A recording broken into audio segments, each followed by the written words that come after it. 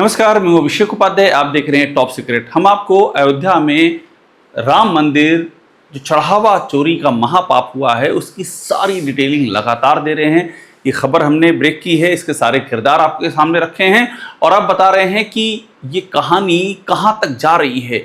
एक बैठक इन दिनों चल रही है, वो बैठक है आरएसएस की बैठक। यहाँ आपको एक तस्वीर दिखा रहे हैं, ये सरसंघचालक बैठे हुए हैं और ये सरकार्यवाह बैठे हुए हैं, मोहन भागवत और दत्ता जी। जगह है कर्नाटक का बेलगावी है। 10, 11, 12 जुलाई को बैठक चल रही है। ये अखिल भारतीय प्रांत प्रचारक बैठक है आरएसएस की। ये बैठक बहुत ही महत्वपूर्ण है। ये बैठक ऐसे टाइम पे हो रही है जब राम मंदिर में चढ़ावा चोरी का मुद्दा पूरे देश में गरमाया हुआ है, पूरे देश से आवाजें उठ रही हैं।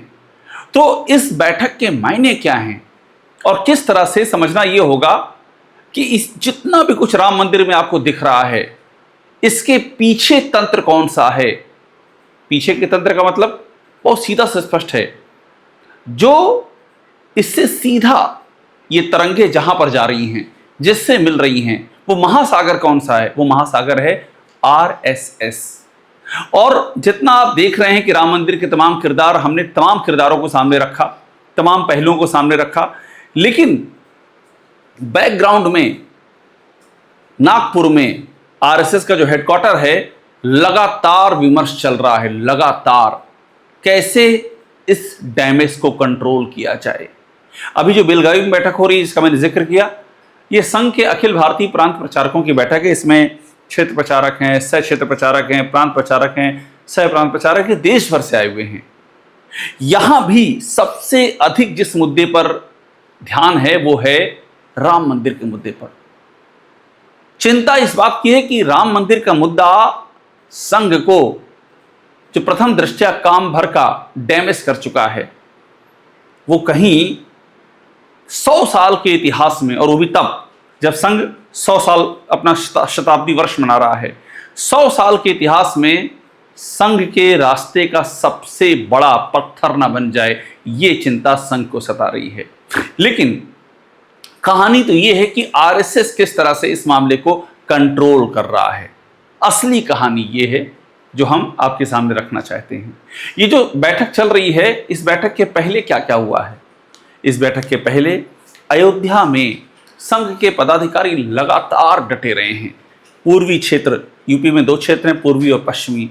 पूर्वी क्षेत्र के क्षेत्र प्रचारक से लेकर के अयोध्या अवध प्रांत में आता है। अवध प्रांत के प्रांत प्रचारक और संपर्क जो उनके अलग अलग संघ प्रभाग हैं, संपर्क प्रमुख, तमाम लोग आकर के अयोध्या में डेरा जमाए रहे।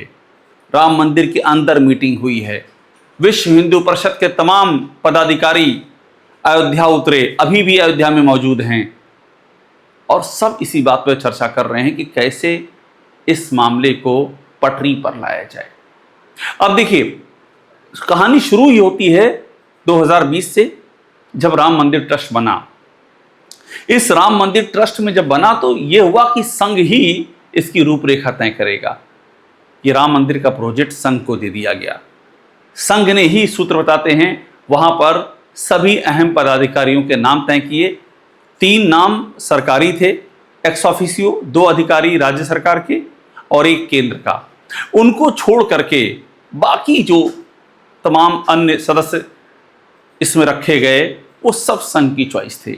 चंपत राय विश्व हिंदू परिषद में अंतर्राष्ट्रीय उपाध्यक्ष आज भी हैं, संघ की चॉइस। अनिल मिश्रा अवध प्रांत के सह कार्यवाह रह चुके हैं, संघ की चॉइस।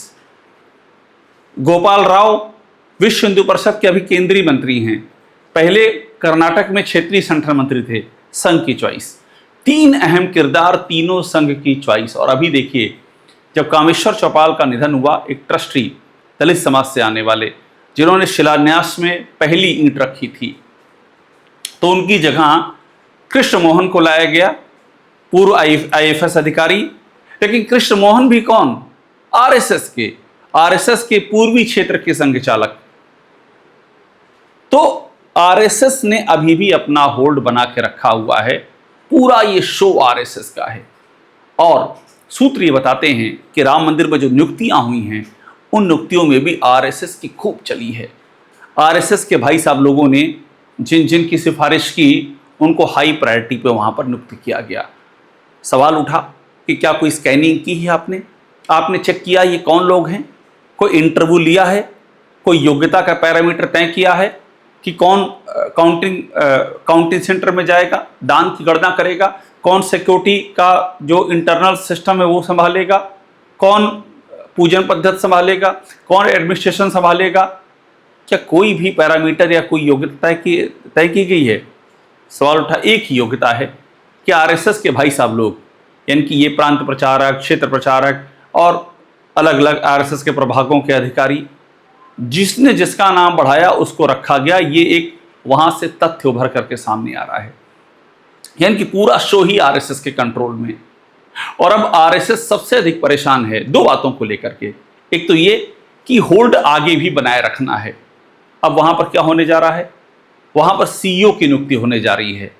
अब सीईओ की नियुक्ति तो होगी, लेकिन महासचिव का पद जो है, अभी महासचिव कृष्ण मोहन को जिम्मेदारी सौंपी गई है।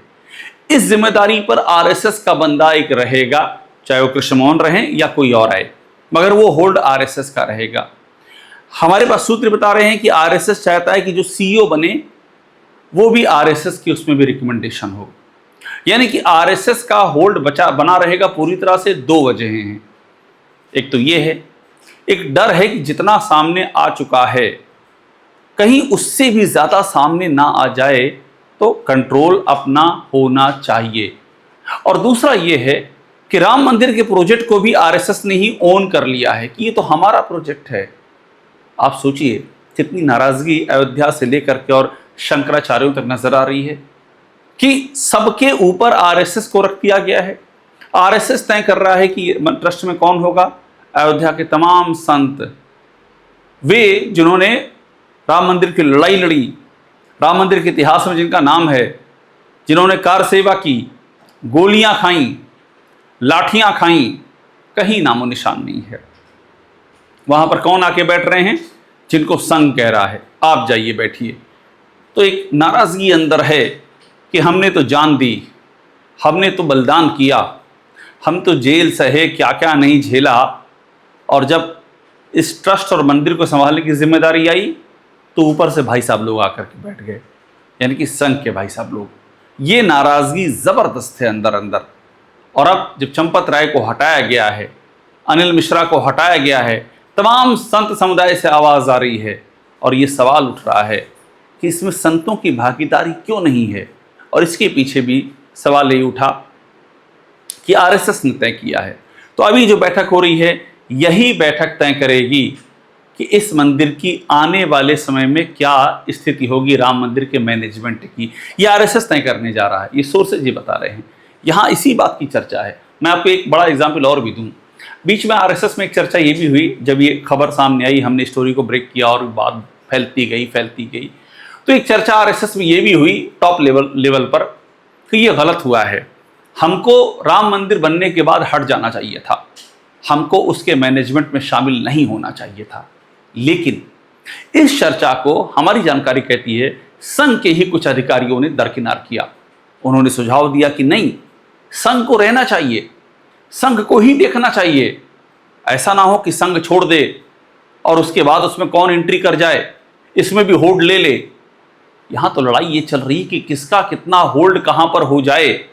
जैसे कि मैं एग्जाम्पल दूं, मोदी सरकार का स्ट्रक्चर आप समझिए, यहां शिक्षा से जुड़े हुए जो मामले हैं वो संघ के हवाले हैं।